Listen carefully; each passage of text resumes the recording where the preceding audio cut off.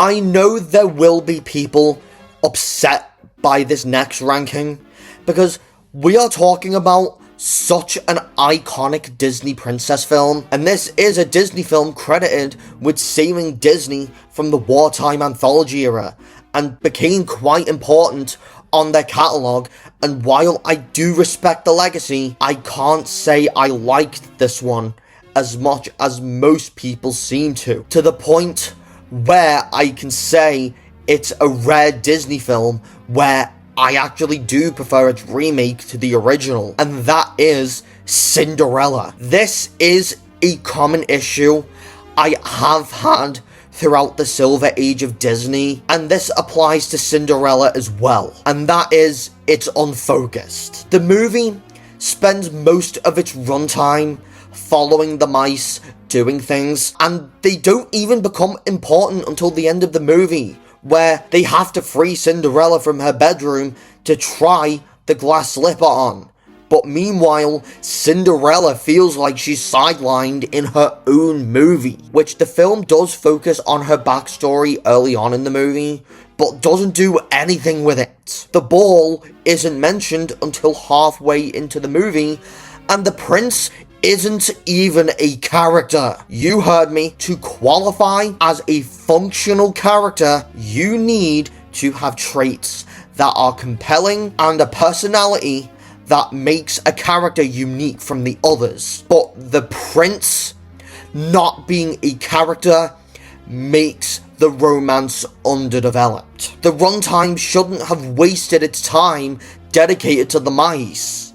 It should have focused on giving Cinderella more character, and the prince a character at all. The animation is pretty, with well-painted backgrounds and expressive animation on the mice and Lucifer the cat. The human animation was not quite there yet, but they did the best they could to animate them for the time it released. Lucifer the cat had to be the most entertaining thing to come out of Cinderella, and Lady Tremaine is functional enough, though she didn't feel threatening to Cinderella. Also, how can we don't talk about the fact the dog's name is Bruno?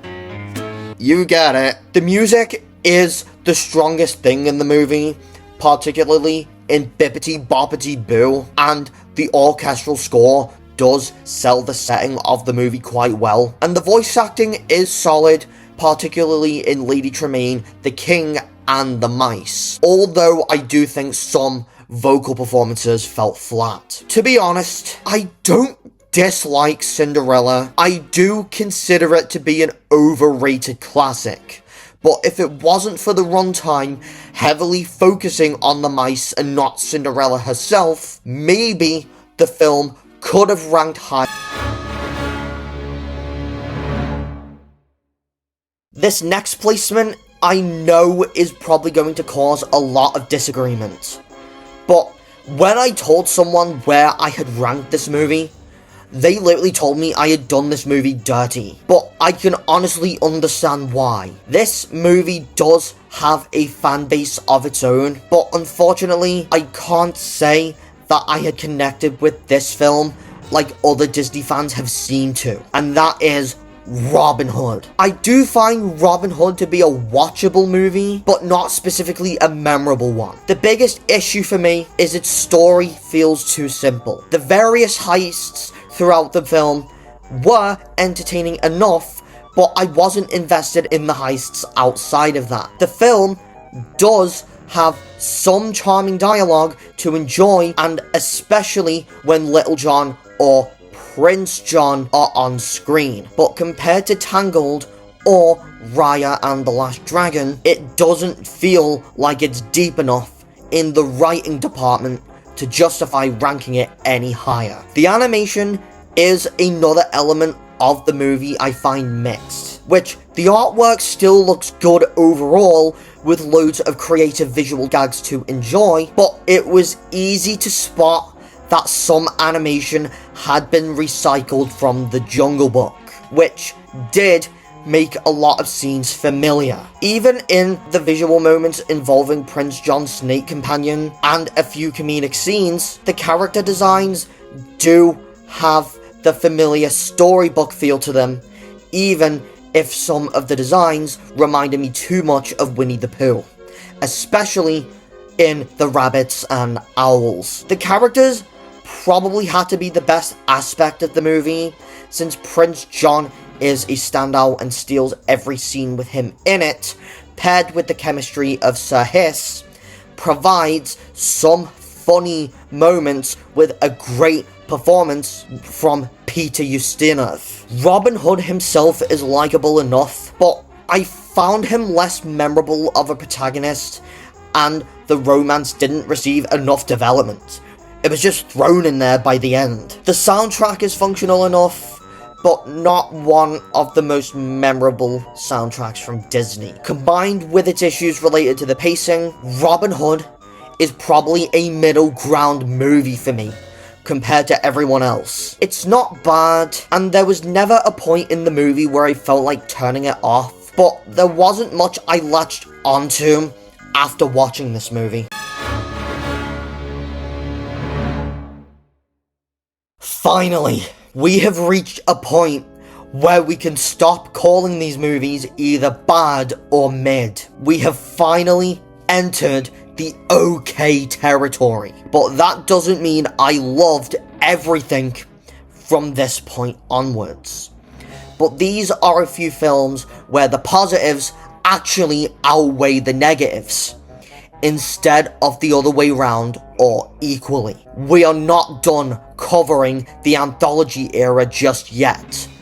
And to my surprise, as much as I struggled with this era of Disney, this one was actually okay in The Adventures of Ichabod and Mr. Toad. Out of all the package films, this is one of the two that actually came close to working. Although this one is carried by the Mr. Toad segment, which generally I did enjoy his half of the movie, which, yeah, it was simple, but Mr. Toad's story was entertaining with a good pace, following Mr. Toad as he tries to get his name cleared after being framed and has to escape prison. The sequences in the courtroom and the prison escape are some of the most enjoyable scenes in the anthology era, with Mr. Toad, Mole, Rat, and Badger having fun chemistry with each other. And because of this, if I was able to rank individual segments in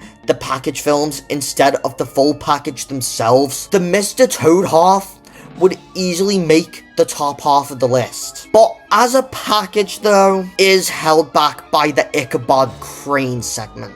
The biggest issue of the movie is simply that Ichabod was not a compelling character and unlikable, as he comes out as someone who is selfish, which made it difficult for me to actually care about Ichabod as a character. The plot in Ichabod's half was not engaging either, as Ichabod tries so hard to get Katrina to like him, which I found myself more invested in the Mr. Toad half than the Ichabod half. The animation is expressive with well-staged action scenes, and unlike the other wartime anthology films, the live-action stuff actually blends here. The narration fits surprisingly well, the songs are not memorable, but they and the score do a solid job at contributing to this package, even if Ichabod's half was bad. The Adventures of Ichabod and Mr. Toad is like two experiences in one. Fun with Mr. Toad's half,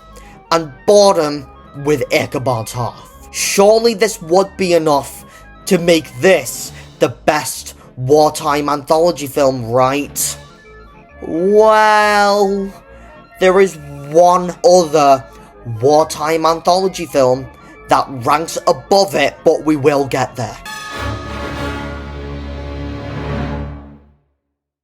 This next movie isn't one I can say I loved, but even with its fan base, I still enjoyed another mouse-led Disney movie, which is later on the list, a lot better. And coming up next, it's The Rescuers. The Rescuers was an okay Disney movie, but never gone beyond that. The story itself was enjoyable enough, with Bernard and Bianca going on a mission to rescue Penny from Madame Medusa, and I was invested in the structure of the mission, but the pacing holds it back for me, because once we get to the swamp, it spends a majority of the runtime there, which does make it feel repetitive. One thing that the film does right is its charm, since Bernard and Bianca's dynamic is sweet, and while lacking in development, their chemistry makes it easy to root for them. Penny was probably the character I cared about the most, and Orville was a standout whenever he was on screen. Madame Medusa functions enough as a villain, but isn't really memorable. The movie does look good for this era of Disney, with the storybook aesthetic to it, and even if the edges can get rough, the artwork is great.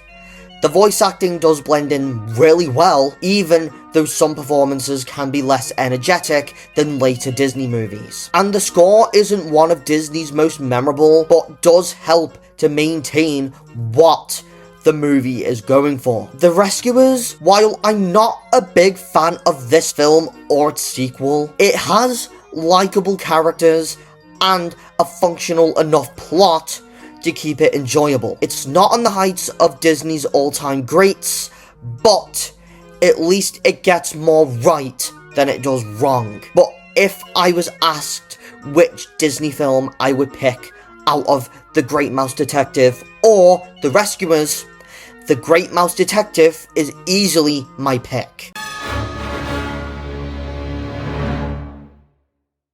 Before I reveal what this next movie is, there is something I need to address. Back when this movie first came out, the internet just decided it was the biggest disappointment in all of Disney, which everywhere I looked, it was getting slammed. And on release, I just thought it was decent. But on rewatch, just like Strange World, it was a little bit worse, but nowhere near as bad as people say it is. But I do see some of its flaws on the rewatch, which it may come as a massive shocker that I ranked 20 movies below this one, and that is Wish. I hadn't watched Wish since seeing it in the cinemas, and was knocked down a little bit on the rewatch. The story is not perfect, but I found more to enjoy than hate in this movie. The first act does take a while to get the story going, but it does a solid job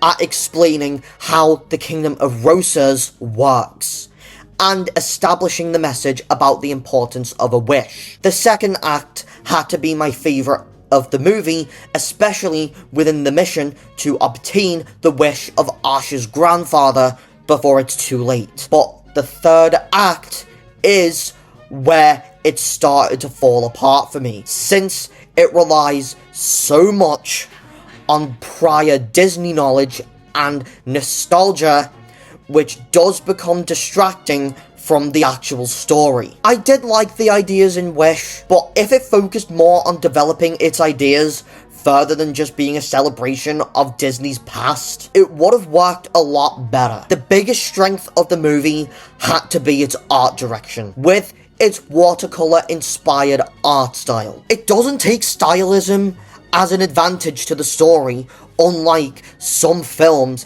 either Sony Animation or DreamWorks have put out recently, like Spider-Man Into and Across the Spider-Verse, The Mitchells vs. the Machines, K-Pop Demon Hunters, The Bad Guys 1 and 2, Puss in Boots: The Last Wish, or The Wild Robot. I still defend the animation style for its lighting effects surrounding Star and how he was animated, the wishes, and the magic of King Magnifico. Asha and King Magnifico did have the potential to be compelling characters, with the foundation being there for both, with Asha losing his father and King Magnifico being driven away from his home, but Wish didn't explore those arcs far enough, which Ariana DeBose and Chris Pine did a great job playing both characters respectively, the rest of the ensemble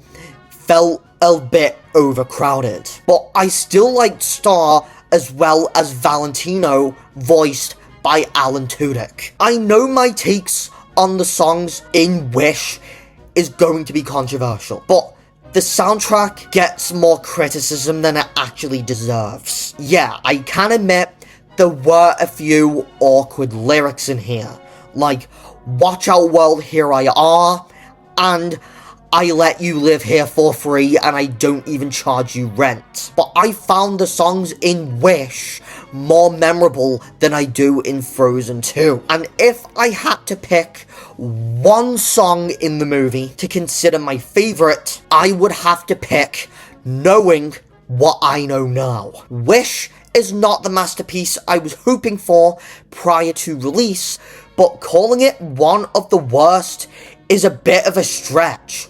Because even though the third act is heavily nostalgia reliant, it's not devoid of quality.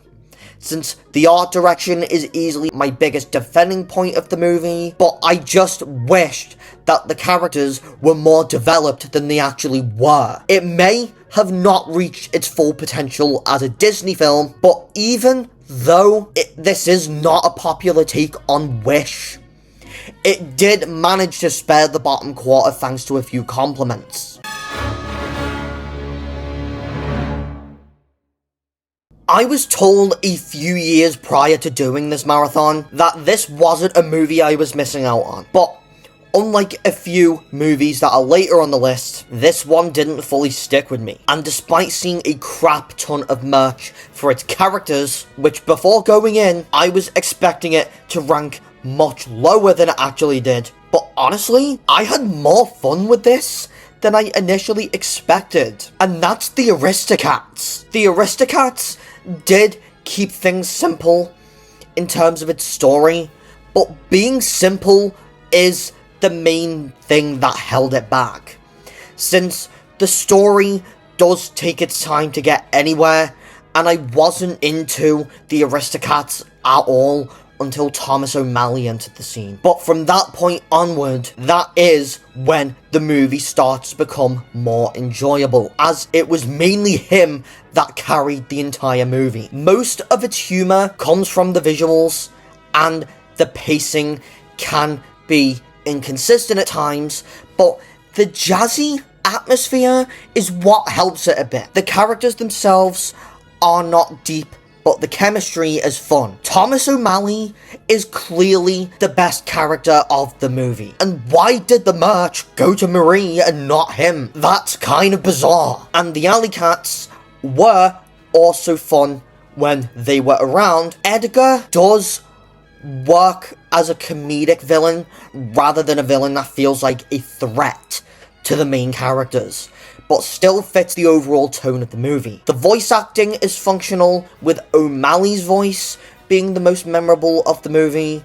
The animation still holds up for a 1970 Disney movie with expressive character animations, and the soundtrack is one of the strongest things about the movie, with the jazz-heavy aspects which really sell the Paris setting quite well, with Everybody Wants to Be a Cat easily being the best song in the movie, with a fun sequence that makes it more fun to watch. The Aristocats is not a groundbreaking Disney movie or anything like that, but it's not its goal. It's more of a light Disney film, which is enough to make it enjoyable, but not enough to make it rank higher. Finally, we have made it to the last wartime anthology film, and hopefully the last time I will ever think about these movies for a while. But if I need to make one thing clear, this is the era when not a single film in it cracked the top half of the list. And that alone shows how this era is one of Disney's biggest blind spots.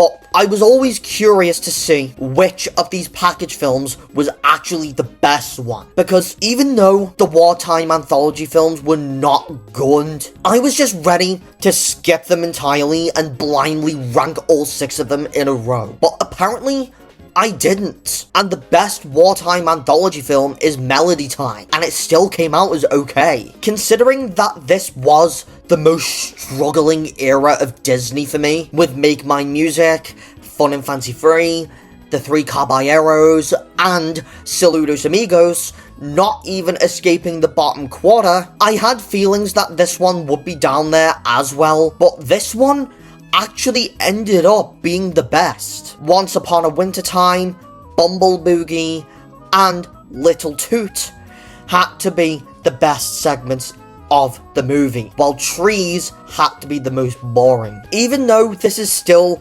a shorts collection, it feels more like Disney shorts than everything else this era provided. Melody Time stood out more visually than I expected thanks to its unique visual style that went into each, such as the colour changing Once Upon a Wintertime or the musical visuals in Bumble Boogie. Even the live action scenes, which did hurt this era for me, were handled a lot better here, especially for Blame It on the Samba and Pecos Bill, where it feels like it throws naturally. Pacing is still a big issue in Melody Time, especially the legend of Johnny Appleseed and Pecos Bill, as if they dragged on the longest. Which they are enjoyable segments on their own, since I found more to enjoy here than the rest of the anthology movies. Especially in Pecos Bill, Johnny Appleseed, and Little Toot, which did have some decent character arcs. The voice work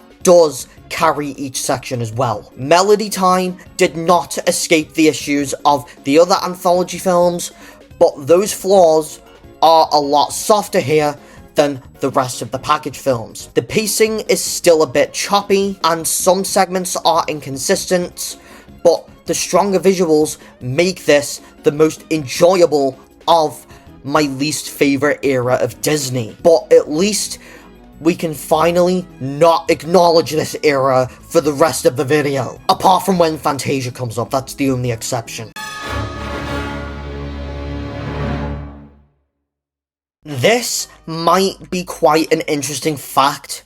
Not a lot of people knew about this film, but this was a film that was originally pitched as a Disney Plus show back in 2020. And 2024's Walt Disney Animation Studios film was supposed to be something else, but thanks to the box office failures of both Strange World and Wish, they had to cancel that movie and rework this Disney Plus show into a movie they could show in cinemas. And the reason why is because they really needed a hit in the box office after those two films flopped. And we only knew this was coming in less than a year of its release. But this is a bizarre comparison to make, but if Strange World, Wish, and this film all had one thing in common: they were all worse by half a star on Letterboxd rewatching them, and that is Moana 2. Moana 2 is not entirely a disaster, but this film doesn't do enough to justify existing on its own, since there are still pinches of heart in here, but the story was just retreading ideas from the first movie rather than expanding on what came before it. The themes of community and identity, which were executed better in other Disney movies, don't hit as strongly here. Moana's demigod transformation in the climax does feel rushed, and I found it hard to ignore how much this film is remixing elements not just from the original Moana, but Hercules with Identity and Raya and the Last Dragon with Community, which left Moana 2 copying the direction of other Disney films instead of taking its own. The chemistry between Maui and Moana is faithful to the first movie, even if the script of the sequel makes it weaker. The humour is recycled from the first movie, with the boat snack and pork jokes feeling more like callbacks to Moana than trying to tell jokes that felt original. The new supporting cast are forgettable, even though Matangi and Samaya stand out as some of the best new characters in the movie. Moana 2 is still visually stunning as one of the biggest compliments of the movie, with the water effects, lighting, and environments still looking as good as the first movie.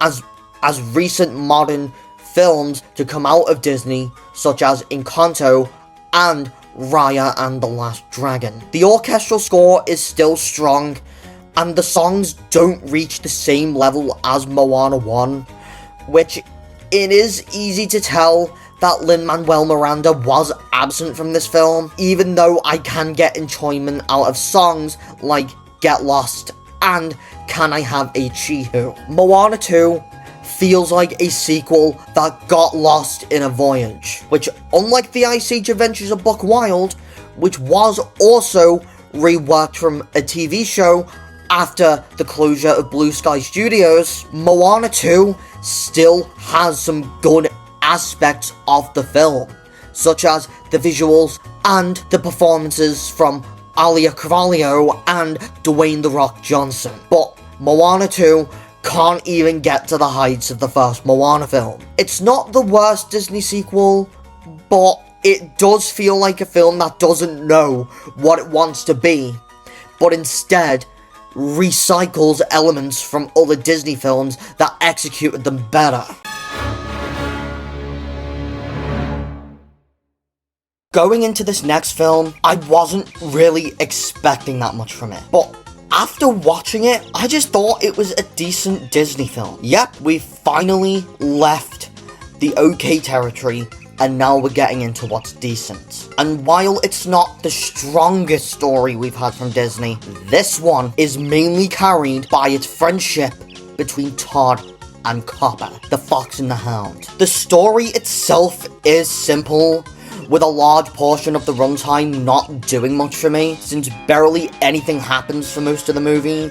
However, the friendship between Todd and Copper was satisfying to watch, with seeing Copper turn against Todd after an accident involving Chief does create a conflict that's believable, while Todd saving Copper from the bear does close the conflict nicely. The movie does have a strong emotional moment where Widow Tweed is forced to leave Todd to ensure that he's protected from the hunter. And this isn't something that made me cry like Bolt or Lilo and Stitch, but there is enough here to keep me slightly invested in the story. The themes of friendship and accepting that people grow apart sometimes are well handled, which these things can be common in modern animated movies, but the Fox and the Hound got into this cliche before it became widespread in different medias. And the movie did do a good job with its tone as well,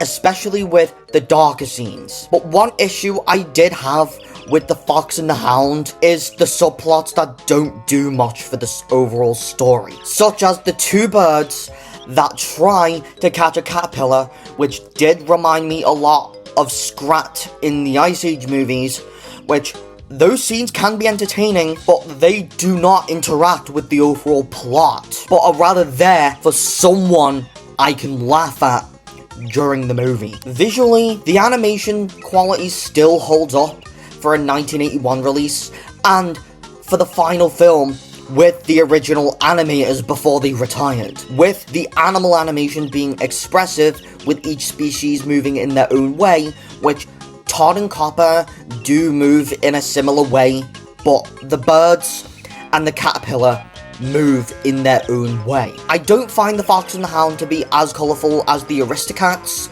or as clever in its world building as the Great Mouse Detective, but it is visually strong. But if there was one area in this film I struggle with the most, it had to be the pacing, since it does take a while to get into an overall conflict, which for me started too late, because the story itself is light, and any section in the movie that feels slower is noticeable. And one issue that has been common for me throughout the entire Disney marathon is the romance subplot involving Vixie, which not every movie needs to have romance in it, which introducing it in the final act does not give the romance enough time to actually develop. The character work is still solid, with Todd and Copper having a contrast that is compelling, with one being raised by a farmer and the other a hunter, with their friendship, despite being enemies in nature, creating a believable conflict. The supporting cast does not add that much. While the hunter does work as a villain, his motivation is just simply kill the fox, which Gaston's motivation in Beauty and the Beast is kill the beast actually does work, but there is a reason behind that. Unlike the Fox and the Hound, where it's just simply kill the fox. Like, it doesn't make him memorable, but he functions enough, I guess. The voice acting still holds up for a 1980s Disney movie, but doesn't have the same energy compared to the Renaissance or Revival eras. There is a solid soundtrack in here as well, even if there isn't a song to latch onto or an orchestral theme that I found in some Disney stronger works. It still functions as a soundtrack. The Fox and the Hound, while it's not a strong movie, did leave me mildly surprised. It does have flaws with the pacing, a lack of focus in the plot, and a romance subplot that shouldn't even be there, but the friendship between Todd and Copper does give the movie enough heart. It's not on the leagues of some of Disney's best works, but the best I can say about it is it's sweet, which may not be a Disney film I would revisit regularly, but as my third favourite Bronze Age movie, which may have only had one amazing film in it, but this one is just surprisingly decent. This next film did interest me in the idea of a princess being raised away from her true home and identity, but after revisiting this movie, I couldn't ignore that later Disney movies executed this concept much better, especially Tangled, which did have a better execution of that story. While the story itself is simple and easy to understand, it feels underdeveloped because of one major issue. The titular character is sidelined in her own movie, which here I found it hard to be invested with the film compared to other Disney princesses, which does seem to have been a big issue for the 1950s, because Cinderella was sidelined for the mice, and Sleeping Beauty was sidelined for the fairies. The story still has charm in it, with the fairy tale vibe carrying a majority of the movie, but the lack of focus on Aurora is what makes this movie feel confusing. The dialogue does work well enough, and still has the charm from classic Disney, but only featuring the main character for 18 minutes of the 1 hour and 15 minute runtime in favor of the fairies doing everything just seems weird, since the fairies feel more like the main character than Aurora does. And while they can be enjoyable to watch and not as tedious as following the mice in Cinderella, it does come at the cost of developing a character that the movie is supposed to focus on. The fairies were the one thing that made Sleeping Beauty enjoyable to watch compared to Cinderella, especially when it came to the birthday preparation scene, where their personalities clash quite well, and their magic does contribute to some fun moments in there as well. Sleeping Beauty doesn't have any scenes that hit me hard emotionally, but still has a decent balance between lighter moments with the fairies and darker moments with Maleficent, which we will get to her. Sleeping Beauty is still visually impressive considering when the movie was originally released, with the art direction making it look unique compared to some other Disney films that released during the Silver Age, with gorgeous backgrounds and sequences that are memorable, such as the two fairies arguing between what colour Aurora's dress should be, which the dance at the end does make for a visually impressive scene. The animation may not be as expressive as in Peter Pan or The Jungle Book, but the presentation's still good. The pacing is where Sleeping Beauty struggled the most, since the opening feels rushed, with a huge chunk of runtime taking place in the cottage, which leads the birthday fallout to happen too quickly. And I got a feeling that Maleficent didn't enter the story until too late into the movie. And while I do think the second act is better paced than the first and third acts, the overall pacing feels uneven, with moments that do feel like filler. The climax, however, is excellent thanks to the fight with Maleficent in her dragon form, and making this scene in the finale more memorable than pretty much everything else in the movie. When it comes to its characters, Aurora unfortunately ranks on the lower end of princesses, besides Cinderella, which also has the issue of being sidelined in her own film, and Pocahontas, thanks to her being attached to a bad movie. It's difficult to fully invest in Aurora because she's only in the movie for 18 minutes. The fairies are enjoyable to watch, but sadly, the movie shouldn't revolve around them, despite having more screen time than Aurora. But Maleficent is the best character in the movie whenever she is on screen, thanks to her influence on the plot, which does make her one of the strongest Disney villains, but sadly attached to a movie that ranked 39th on the whole list. The music is solid, but it's not a soundtrack I consider memorable, because if anyone asked me to name a song from Sleeping Beauty, I wouldn't be able to name one, because unlike The Lion King, Moana, Frozen, or Tangled, where I can actually name songs from them movies pretty easily, Sleeping Beauty does not have memorable songs like those movies. The score does fit the movie quite well, but it doesn't stand out compared to all the Disney movies later on the list. Sleeping Beauty, unlike Cinderella, outranked it because it's still an enjoyable Disney movie, but never clicked with me, unlike other princess films later on the list, like Tangled, Moana, or even Raya and the Last Dragon. It does have gorgeous animation, a memorable villain, and a strong climax that does spare it from the weaker films on this list, but the lack of attention they give to Aurora are what hold it back from being great. I know people would not be happy to see either Sleeping Beauty or Cinderella down here, but like Cinderella, I actually prefer Maleficent, the 2014 movie, to the 1959 original. I mean it. It's still a good movie, just not a favorite of mine. When most people think of Disney's earlier works, this next film is one that comes to mind. It's a Disney icon. A character with tons of merchandise, appeared in the theme parks as a ride, and is still recognizable by the Disney fanbase today. But the funny part is, despite knowing the character, I never actually saw the original movie until I went ahead and watched it for this marathon. I had seen the remake over quarantine in 2020, but the original remained untouched until now. Going in, I was expecting something that would spare the lower tier, especially after how bored I got with most of the wartime anthology films. And this is the movie I got, with some expressive animation for the time, but also left me mixed in some areas. I have quite a complicated relationship with this film in particular, and that is Dumbo. The story does have an emotional core thanks to Dumbo and his mother, and watching the two get separated after the cruel circus guests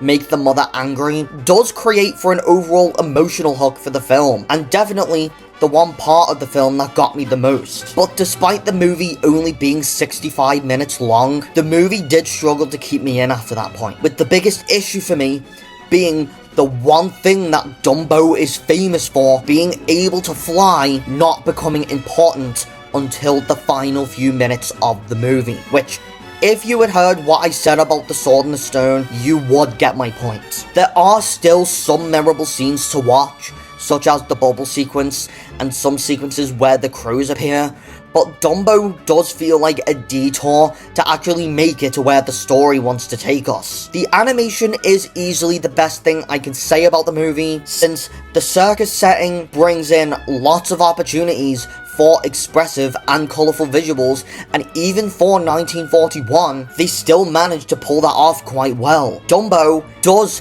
become an easy protagonist to root for, despite not talking, but the animation does a good job of showing Dumbo's emotions through how he moves and how he reacts. Timothy Q. Mouse easily had to be the best character in the movie, but the biggest thing holding back Dumbo is the pacing, because there were times where the story feels as if it stood still for a moment and even feels slow despite being 65 minutes long. The songs do fit the atmosphere of the circus, but there wasn't that much that clinged on after finishing this movie. After watching Dumbo, I do understand why he is so famous among Disney fans, but I think this is a case where I actually prefer Dumbo the brand to Dumbo the movie. There are still some moments to enjoy, such as the strong animation and a charming main character, but the all over the place pacing is what holds it back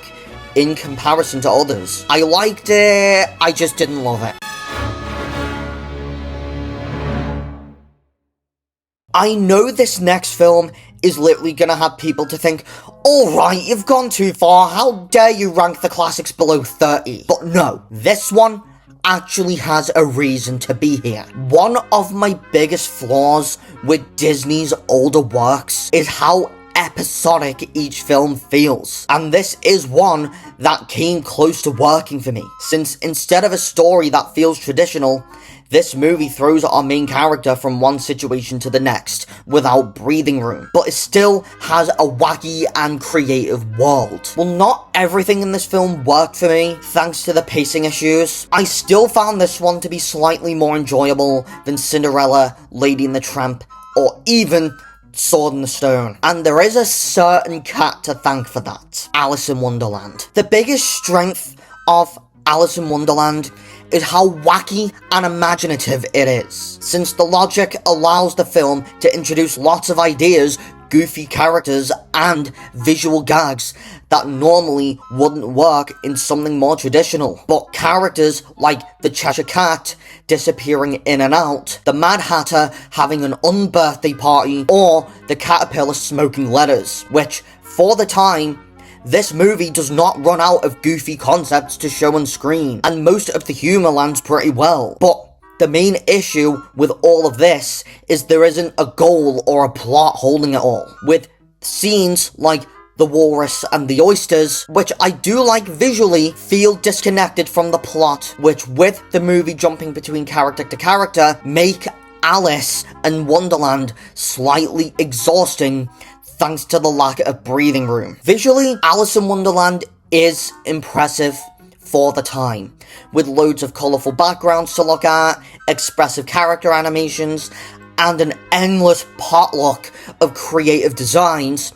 which make it a treat for the eyes. Even if we don't get much time with the characters in Wonderland, they are fun to watch on screen, such as the Mad Hatter, Cheshire Cat, the Smoking Caterpillar, Tweedledee and Tweedledum, and the Queen of Hearts, which all make the movie feel chaotic. The songs do add charm to the movie, such as Happy Unbirthday and Painting the Roses Red. While Alice in Wonderland does feel exhausting sometimes, with the lack of breathing room between scenes, it still has things that made up for it, such as the creativity, goofy characters, and expressive animation for the time. It's not one of Disney's strongest stories, but is easily one of their most inspired and wacky worlds. This next film is the final hand-drawn film we've ever had from Disney. No, it's not The Princess and the Frog, but this next film is one I knew what kind of film I was getting into. Something simple, and honestly, this is all the film needed to be, since the books have never been about high stakes or intense storytelling, and this film does stay true to the books quite well. And apparently, until this marathon, this was the only revival movie I hadn't seen before. Yes, it may feel like a collection of shorts rather than a connected plot, but for its tone and purpose, it works. It doesn't need to be cinematic. All it needs to be is faithful to the books. And because of it, it's just a harmless movie, and that is Winnie the Pooh 2011. The story itself does revolve around the misunderstanding of the Baxton, which is a fun concept in theory, which does lead to some wacky moments throughout the movie, and the payoff may be cliche, but it's Winnie the Pooh. What do you expect? The humour of Pooh's honey-loving personality, especially how the rest of 100 Acre Wood tries to keep Pooh away from the honey, to make me anticipate when Pooh would eventually get his hands on the honey. And one thing that made this movie memorable is how Pooh breaks the fourth wall and interacts with the narrator, which in this case is John Cleese. Moments where Pooh interacts with the letters in the book, as well as the honey dream sequence, make for some of the most visually appealing scenes in the movie. Visually, the film does do a bit more than people actually give it credit for, even though it does not feel like a grand finale to hand-drawn Disney movies. It still manages to do a few interesting things with its visuals, such as the chalk outline animation in one scene, and how the scenes are transitioned like storybooks, which does give it the illusion that I'm watching a storybook and not a typical animated movie. The pacing is short and easy to get through, which also leads into a massive weakness, with characters being stuck in a pit, feeling like it's stretched on for too long, which the characters do remain unchanged with how they are portrayed in the books. In the end, Winnie the Pooh 2011 is a harmless movie, rather than something that's on the highs with the greats. It doesn't try and reinvent the wheel or bring it to something bigger, which is what makes Winnie the Pooh respectful to the books. Something pleasant, rather than a grand finale for hand-drawn movies. Now we've made it to one of those films where I respect its place in Disney's history, as this is not just the first ever film from Walt Disney Animation Studios, but the first ever animated movie of all time, which for the time it had released, it was a game changer for cinema. But watching it in modern day, I can see a few areas where this movie has shown its age, and Snow White and the Seven Dwarfs is that film. I get that this is the first full-length animated movie to ever exist, but the biggest issue for me is the pacing does set things up quite nicely, and then moves on to the middle section, which is spent in the dwarf house, which the pacing was worse in the remake than it was in the original movie. There are some charming scenes throughout, but don't do much for the story, which does make it feel like the plot stays still for a majority of the time. Snow White herself is pleasant, but doesn't have enough to work with to make her feel like a complete character, and her relationship with the prince does feel undercooked due to the lack of time they have on screen together. The evil queen does manage to steal every scene she is in, and thanks to her transformation scenes, it still holds up quite well. The film is still visually gorgeous, even released in 1937, such as the Evil Queen's transformation, the scenes featuring Hi-Ho and Whistle While You Work, which are the scenes that feature the most personality, and the songs had to be the most memorable aspects of the movie. The voice acting is strong for the time of release, and even if the pacing was the thing that held back Snow White for me, it's not amazing, it's not brilliant, it's just good. I still respect its legacy, even if it didn't make it high enough on the list. But the 2025 remake was a lot worse. Back in 2013 and 2014, there was one particular Disney film that took over the world. You couldn't go anywhere without hearing one song from it. It had loads of merchandise, a mediocre sequel, and I hear loads of people bring up this movie. For me, it was the soundtrack that went with me, especially on my trip to Disney back in 2014, where I heard the music on repeat for the entire way there. Ever since, this has become both one of the most talked about and one of the most divisive at the same time, with some calling it one of Disney's greatest works, while others call it an overrated slog. Going into this rewatch, I didn't know where I would land on the debate after revisiting it as an adult. I can't say that this is a masterpiece, but it's not terrible either. It's just good. And yes, like the song says, so it's a bit of a fixer-upper, so it's got a few flaws. And that is Frozen. There were so many Disney films I enjoyed as a kid, like Wreck-It Ralph, Big Hero 6, Bolt, Meet the Robinsons, and yes, I was one of those kids who liked Chicken Little. But I land in a weird spot with Frozen, because even though I did like it when it first released, Frozen was one that got weaker for me over time. Not to say it's a bad movie, it just didn't make the top half of the list because of some of its flaws. The story in Frozen is one that I think still works, even if it's not the strongest story under the Disney belt. The themes of sisterhood, particularly in Anna and Elsa, are handled really well, and is what carries the movie. But like Chicken Little, I did pick up on a few details that I may have missed during childhood, such as Anna having no memory of Elsa's powers after the trolls come in. The plot is a little simplistic, which does lean into something predictable, especially when it comes to Elsa revealing her powers and how the final conflict is resolved, which we will get to. The story in Frozen wasn't bad, but if I have to make one statement now, it fell apart at the moment Hans revealed himself. I don't dislike the idea of Hans being evil, but compared to Wreck-It Ralph, where the setup of Turbo's reveal is just a lot better, Hans' reveal just feels forced. Frozen still works in its emotional core, even if there are a few flaws I noticed on rewatch. Frozen still looks great visually, even after a decade, and even Moana, Encanto, and Raya and the Last Dragon did improve on the lighting technology. The main thing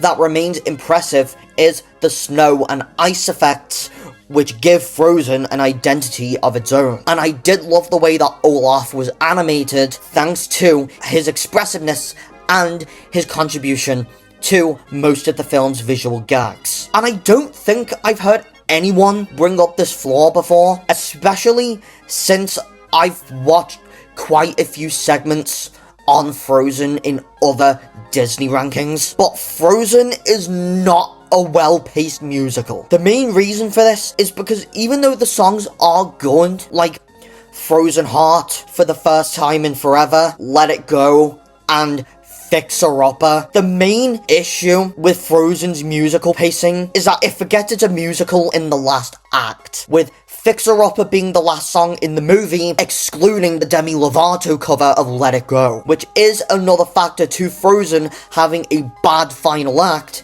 in comparison to the rest of the movie. The voice acting still remains a strong element of the movie, with Kristen Bell, Idina Menzel, and Jonathan Groff all providing strong performances for their respective characters. But if one voice performance had to stand out to me the most, it's Josh Gad as Olaf. In the end, I did enjoy Frozen on the revisit. I just noticed more flaws on the rewatch compared to when it first came out, which compared to other films like Tangled, Moana, or Raya and the Last Dragon, Frozen doesn't make it up there. It's still a good movie because it has memorable songs, great visuals, and a strong emotional core, and Olaf is the best character in it. It's mainly its weak final act and the Hans reveal that spare it from ranking any higher. If you turn it off just before Hans reveals himself, it's an 8 out of 10 movie. But if you watch past that point, it's a 7 out of 10. This placement is probably going to get me attacked by a few people online, since there is one Disney sequel that is criticized online constantly. Going into this rewatch, I was expecting it to be a lot worse than last time, mainly because of how much I loved the first one, which is one of the best modern Disney movies, so the sequel needed to live up to the original, right? While I don't think it's as good as the original movie. I still think it has flaws in the plot, but I still ended up enjoying it a lot more than I initially expected. And that's Ralph Breaks the Internet. The plot in Ralph Breaks the Internet is both a combination of strong and weak, since it does have some good themes in here, such as friendship, change, and learning to let go of something you care about, does make the core compelling, especially when it comes to the chemistry between Ralph and Vanellope. The internet setting in the movie does provide some good looking visuals, but a lot of the story only works because Ralph acts in ways that don't feel consistent with the original movie, since his selfish behavior is what drove the climax, considering his character growth in the first movie. There were so many questions I didn't get the answer to on rewatch, such as what's happening back at the arcade while Ralph and Vanellope are not there, and ignores the conflict of going turbo, which was made clear in the first movie. And despite some of these issues, I still enjoy some of the heartfelt moments, and the humour is still fun, despite some product placement and pop culture references that may not have aged well, Miranda sings. But the chemistry between Ralph and Vanellope still works. Visually, Ralph Breaks the Internet is gorgeous visually, with the colourful portrayal of the internet making it a worthy expansion to the Wreck-It Ralph world, with how different websites, apps, and online games are represented, and the animation in Slaughter Race looks stunning, mainly thanks to how faithfully it represents how player characters move in an MMO game. The pacing can be uneven, with some scenes dragging on for too long, such as Slaughter Race and BuzzTube, but the Disney princess scene was fun, but it feels more like something for Disney enthusiasts in the audience to cheer for whenever they're on screen. In terms of characters, while Vanellope is in character, Ralph is the weakest part of the movie, because his development from the first film was undone. But the supporting characters such as Yes, Shank, Knowsmore, and JP Spamley were fun to watch, with the voice acting from John C. Reilly, Sarah Silverman, Gal Gadot, Gerard G.P. Henson, Alan Tudyk, and Bill Hader adding on to the characters. Henry Jackman's score is also faithful to the first film, because of the combination of electronic and orchestral, which does fit the digital world setting of Wreck-It Ralph. And while Ralph Breaks the Internet is never going to surpass Wreck-It Ralph in terms of quality, I still think there is still something to admire here, unlike what others have to say about the movie, such as the great visuals, the fun characters, and enough entertaining sequences to say that the flaws have been outnumbered. It's still not a great movie, but it's better than what everyone else makes it out to be.